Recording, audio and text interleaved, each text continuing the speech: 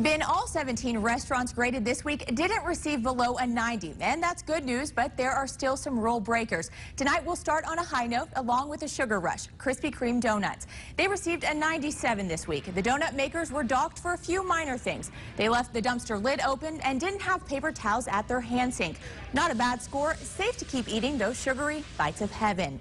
Moving on now to another good score, Sonic located on South Oats. Some issues with cleanliness this week on their preparation line.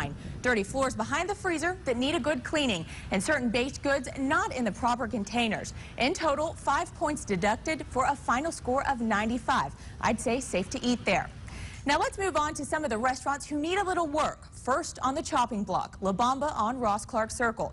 Problem started with no thermometer in the kitchen. They also had an issue with a leaking sink and things not properly covered in the cooler. The kitchen and appliances need a little elbow grease as the restaurant was docked for cleanliness, coming in a total of 92.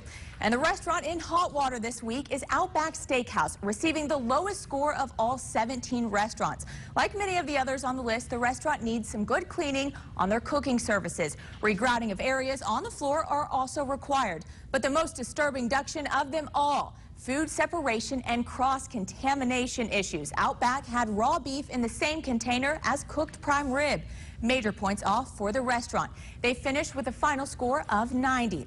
And many of you out there may be saying, ew, but remember the grease is not too hot for this week's low scores. So until next Friday, you foodies, keep those restaurants clean, Dothan.